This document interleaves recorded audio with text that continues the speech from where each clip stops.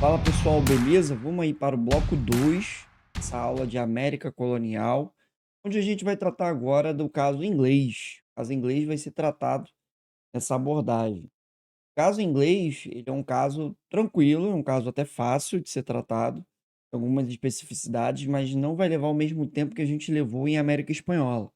Por quê? Porque primeiro, o caso inglês, ele é até de certa forma retomado quando você fala da independência das 13 colônias. Mas é um tema curto, é rápido, quando você analisa que essa colonização ela é realizada a partir da vinda de pessoas, fugindo de guerras religiosas e também fugindo da falta de oportunidade na Europa. Então você tem o cercamento dos campos lá no Reino da Inglaterra, o que tira território de camponeses. Terras públicas, elas vão ser cercadas, você vai aumentar o da produção de lã, você vai ter um foco na indústria têxtil, e isso vai fazer com que essa população vai ter que procurar outro lugar para viver. Então vai ter uma galera que vai vir de lá para isso, tem uma galera fugindo de perseguição religiosa, então também é importante a gente pontuar essa visão que a perseguição religiosa, ela afeta demais essa rapaziada, e também a gente pode pensar que a América do Norte ela ficou meio largada. Teve os a Espanha que encontra ouro na América Norte e Central, mas, não no lado que as colônias surgiram, mas do outro lado, então, pelo que vai ser a Califórnia, do que hoje é o México. E você também vai ter um foco na América Andina e América Portuguesa no Atlântico Sul. Então você tem uns colonizadores, a perspectiva feita por essas pessoas, uma visão de oportunidade, de vir para cá de oportunidade. Eu gosto até de sempre falo isso, é um pouco uma contradição, você falar de que a construção dessas colônias é de imigrantes. E Donald Trump voltou à presidência e perseguição de imigrantes ilegais e tudo mais. Os Estados Unidos surgiram a partir de imigrantes e de refugiados, de pessoas que fugiram daquela realidade. Então, quando o Trump vai lá e faz uma política de perseguição, de certa forma, vai contra a própria história deles. É muito doido pensar isso. Tô julgando se é certo, se é errado, mas eu tô fazendo uma constatação de que a formação desse território foi a partir de imigrantes. Então os imigrantes, eles tiveram um papel muito relevante na construção disso, refugiados, religiosos, econômicos, enfim. Uma galera que viu ali uma oportunidade de poder, buscar o novo mundo. E aí você, sempre tem que ver também esses caras que vieram para as colônias como pioneiros, o Trump até fala disso na posse dele, de povos com ações fantásticas, com conquistas territoriais, com alcance inimaginável. Então você tem, uma série de coisas que são realizadas por esses povos e a galera às vezes ignora. O Trump até comenta isso, né, que é um povo forjado no aço, na conquista. Interessante, realmente ele tem razão nesse ponto. Você tem essa representação dos colonos e mão na frente, outra atrás, machado, levanta a casa e começa a plantar. Tem um filme com Christian Bale, que é Novo Mundo, também Colin Farrell, que conta a história da Pocahontas e mostra isso. A galera que vem para trabalhar. Então você tem muito isso. O primeiro nome associado ao início da colonização, Walter Raleigh. Raleigh, ele funda o que é a primeira colônia, que é a Virgínia, lá em 1587. Tem as tentativas fracassadas e só quando tem a fundação de Jamestown, cidade de Jamestown, você vai dar sucesso para essa colonização. Mas o Raleigh já tentou fazer isso, tanto é que ele dá o nome da colônia Virgínia em homenagem a Elizabeth. Então, desde a Elizabeth, já tinha uma tentativa de colonização, uma Inglaterra que queria colocar gente no Novo Mundo. Ali via o sonho do ouro que os espanhóis haviam encontrado, havia a ideia de pegar essas populações excedentes e colocar na América, então você tinha alguns elementos interessantes, né. E como eu comentei, Em 1607, Jamestown, ele se torna uma realidade, uma cidade, e isso abre espaço para essa colonização. Você vai ter um rei, o Jaime I, já na dinastia Stuart, após a Elizabeth ter morrido, incentivando a vinda de colonos, colocando ali a Companhia de Comércio de Londres e a Companhia de Comércio de Plymouth, e aí Londres ficando com o sul, Plymouth com o norte, trazendo pessoas para essa colonização, para essas colônias. E você vai ter esse trabalho de trazer uma galera refugiada, de trazer uma galera que não tinha condição de sobreviver na Europa, então de tentar mudar a realidade de vida, né. E aí, cara, eu gosto dessa imagem, eu gosto dessa, referência.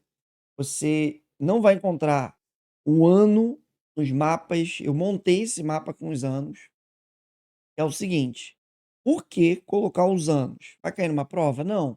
Mas quando você repara que todas as colônias têm datas divergentes, todos os locais, todas as localidades não têm uma data similar. Não tem uma colônia uma data igual à outra. Tem ali de um ano de diferença, beleza, né, tem Maryland, Rhode Island, Connecticut, 34, 35, 36, legal, mas nenhuma é no mesmo ano. Isso é interessante. E tem até colônias de séculos diferentes, porque Geórgia, século XVIII. Você tem Virgínia, início do 17, Carolina do Sul, segunda metade do 17. Então você tem colônias em vários momentos da história dessa ocupação. Então, percebe-se que não é organizado que nem Espanha, nem Portugal fez. É uma coisa incipiente, é uma coisa que, foi sendo feito de pouquinho em pouquinho. Então é muito interessante você visualizar. A colonização, ela não é uma coisa assim, num sistema. Foi feito ao longo do tempo. Bem interessante, bem legal. E vamos lá, quem veio para cá? Camponês sem terra, como eu já falei, de cercamento dos campos. Uma galera que não tinha realidade boa lá na Europa, então vem para cá. Essa galera, vai vir muitas das vezes com passagem paga por gente mais poderosa, e essa gente mais poderosa vai exigir uma servidão temporária, um Enduring Servants. É uma servidão essa para pagar a viagem. Não virou uma escravização como aqui no Brasil, quando você traz os imigrantes para cá, escravidão por dívida. Não, não aconteceu isso. E você, quando cumprir esses 7 anos, 6 anos, recebia uma faixa de terra. Então, isso incentiva a colonização. Você vai ter grupos religiosos fugidos do problema lá na Europa. Vamos lembrar, a Inglaterra está com 3 religiões, né? Você tem o catolicismo, o anglicanismo, o puritanismo, porrada comendo, clima ruim. Então, é interessante você visualizar que vai ter uma galera fugindo desse problema. Vai ter outros europeus, alemães, irlandeses, escoceses, que vão vir para cá para poder pensar a ideia do novo mundo. Nobres vão fugir da guerra civil na Inglaterra, quando tiver a guerra puritana, a guerra, gloriosa. Então você vai ter a Revolução Puritana, a Revolução Gloriosa, guerra civil na Inglaterra, as revoluções inglesas. Isso vai motivar a saída de gente poderosa e vai ser derrotada e: "Não, vou para o novo mundo", meter o pé. Então você vai ter uma galera que vai fugir, uma galera que vai meter o pé, e você vai ter também escravizados, e afinal vai ter plantation, vai ter modelo no sul, centro-sul de, sistema de trabalho, plantation e demanda escravizado. Então você vai ter uma estrutura marcada pelo plantation e dessa forma a demanda a escravização. Vamos lá, uma coisa que é bem interessante é que em vários livros de história se relata quando um grupo de colonos veio para cá, o navio Mayflower. Nesse navio ficou definido que não haveria tirania, não haveria opressão, não haveria perseguição religiosa. É engraçado porque até hoje os americanos consideram isso aqui um documento fundador da sua liberdade de expressão, da sua liberdade americana. Então a origem dos princípios das liberdades americanas está no Pacto de Mayflower, de 1620, onde essa galera se considerava um povo eleito, uma galera que: "Olha, nós somos escolhidos por Deus para trazer uma outra realidade de ocupação, de construção social". Então havia um entendimento de que eles eram os eleitos, né. E é muito legal quando você visualiza que dentro dessa lógica dos eleitos, os calvinistas entendiam o trabalho como algo gratificante. Então essa galera mais peregrinos, mais calvinista, vai ser uma galera que não vai ter tanto escravizado e quiçá até não vai ter, porque entende que o trabalho duro edifica, enobrece o homem. Então é interessante você visualizar que existe um sentido nas colônias do norte e do centro de incentivar o trabalho braçal, de: "Olha, eu construí a casa, eu levantei", de não usar escravizado. Você vai ter escravizado? Vai, mas, você vai ter uma minoria, comparado quando você fala dos colônias do sul. Eu estou tratando com o modelo plantation. Então existe um elemento calvinista, edificante, de pensar o trabalho duro, a salvação, o comércio. É bem legal, bem maneiro e elenca com essa realidade, o crescimento dos indivíduos como pessoa, né. A salvação vai ser obtida. E aí, essa característica de Pilgrim Fathers, de pais fundadores, os caras, logo ao chegar, já fundam a Universidade de Harvard, recebe esse nome posteriormente, mas no começo, você tem essa lógica educacional para formar futuros dirigentes das igrejas nas colônias. Então existe uma preocupação de, instruir essa galera, existe uma preocupação e tem lá na lei numa colônia em Massachusetts, quando determina que onde tiver 50 casas, mais 50 casas, eu vou criar uma escola. Eu tenho um entendimento de intelectualidade, sabedoria, de política, de conhecimento. Existe uma visão nas colônias do norte, não à toa, as colônias do norte são até chamadas de quê? De Nova Inglaterra. Você vê a Nova Inglaterra, onde é que fica a Nova Inglaterra? Colônias do norte. Uma visão de perspectiva religiosa, um entendimento de que a religião ela tem que ser o norteador dessa ação colonizadora. E essa ação colonizadora, no norte no centro, vai estimular o autogoverno, então os colonos criando assembleias, self-government em Massachusetts, e, a Inglaterra dava um aval, mas havia uma autonomia. A realização do comércio triangular pelas colônias do norte dá uma autonomia frente à metrópole. Então essas colônias do norte produzindo manufatura, obtendo escravizado, vendendo nas colônias do sul. Então você tem uma galera com uma certa autonomia. A Inglaterra manda nisso aqui? Então, tem leis, a Inglaterra adota para normatizar, mas a Inglaterra no século XVII, como eu falei, ela vai se envolver no período de revoluções. Revolução Puritana e Revolução Gloriosa. Então a Inglaterra vai estar envolvida nos seus problemas e não vai conseguir olhar para as colônias da maneira como deveria. É até interessante, porque isso compõe aquilo que fica conhecido como a negligência salutar. A Inglaterra meio que dá uma cagada e o negócio funciona, porque os colonos, eles viam para a Inglaterra como se fosse a pátria mãe, como se fosse a progenitora, né, e não se viam como subordinados, como inferiores. Tanto é que quando a Inglaterra muda a postura, a partir do século XVIII, a partir da Guerra dos Sete Anos, os colonos ficam irritados. Falam assim: "Pô, espera aí, antes era maneiro, o que que mudou?". Então existe um entendimento ali de que tem que romper, e o que tinha-se com a Inglaterra acabou. Então, é interessante pensar essa relação, de certa forma, mãe filhos, filhos da Inglaterra no Novo Mundo. Legal, maneiro. Vamos falar da divisão das colônias, que aí já vai encaminhando essa descida de ladeira para falar até de, outras características, mas de algumas coisas que eu já toquei. De novo, colônias do norte ou Nova Inglaterra, existe uma reprodução da vida europeia nessas colônias, produção de manufaturas, predominância de trabalho livre, então você tem uma vida europeia, e esses caras fazem renda realizando comércio triangular, que eu já vou desenvolver. Relação do comércio vai aparecer na tela daqui a pouquinho, se não me engano, no último slide. Colônias centrais, elas se preocupam, tem manufaturas, mas a maior preocupação é o celeiro das colônias. Existe ali uma preocupação em produzir alimentos para que essas colônias funcionem, todas elas, norte, centro e sul.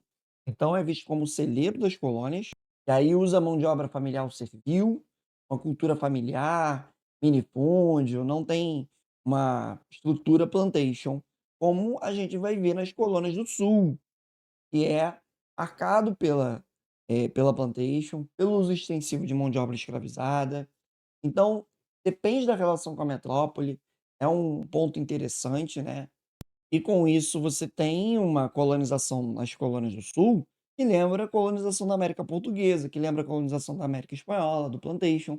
Então você tem uma colonização, parecida com o que os ibéricos fizeram. E aí dá para a gente pontuar que as 13 colônias, ela não é só povoamento e nem só exploração, ela é os 2.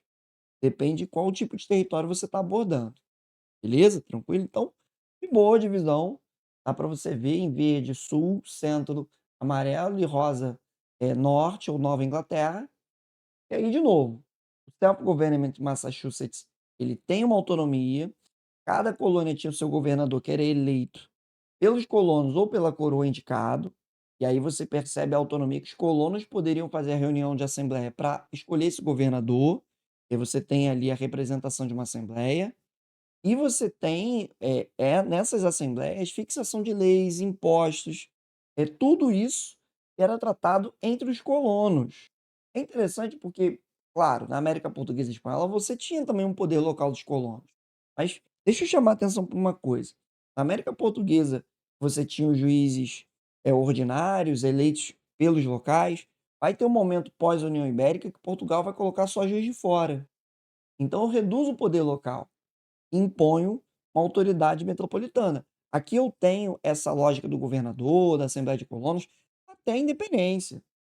Vou ter Congresso Continental um, Congresso Continental 2 reunindo colonos, entende? Então, os colonos eles têm essas características desde o início da colonização, que volta para aquela ideia do Pacto de Mayflower, essa liberdade já desenhada no início do 17. Beleza? Tranquilo? Então é muito interessante isso. As colônias, elas tiveram uma evolução de população assustadora, né, eu acho até interessante porque, por exemplo, o Brasil, ele teve uma população colonial, Brasil colônia, menor do que as 13 colônias em um período da história, mesmo tendo uma colonização anterior. O Brasil começou a ser colonizado no século XVI. A gente está falando de colônias aqui iniciadas no século XVII. No final do 17, eu tinha nas 13 colônias aproximadamente 300.000 pessoas. O Brasil, no final do 17, tinha isso. E no final do 18, o Brasil tinha cerca de 500, 600 mil, enquanto que lá nas colônias eu já tinha 1,5 milhão de habitantes. Então é interessante a gente visualizar que as colônias já, final do 18, já a independência, Estados Unidos, cara, a população cresceu muito. Em 1750, antes da independência, eu já tinha 1 milhão.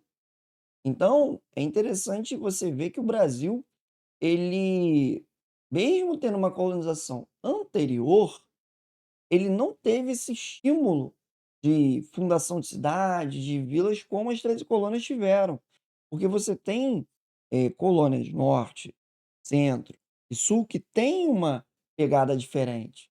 Norte, Nova Inglaterra, atraindo gente para ter uma vida diferente, é uma vida urbana, você vai ter jornal sendo publicado em Nova York, vai ter tipografia, vai ter coisas que vão acontecer no dia a dia. Ser uma vida europeia. Enquanto que no Brasil a gente teve um foco plantation, plantation, plantation. Como é que a gente urbaniza mesmo? Mineração. E aí mineração estimula outras atividades. Mas enquanto era dominante plantation, não tem isso. Então é interessante fazer esse gap, essa análise, né? Para a gente terminar, como é que funcionava o comércio triangular? Feito pelos colonos do norte.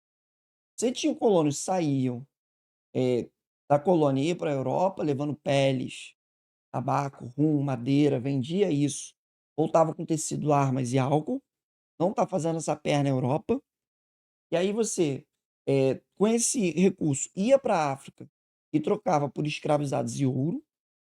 Da África vinha para as Antilhas, que é a linha azulada clara, consegue ver ali a saída, e aí você compra o melaço, o rum das Antilhas Holandesas.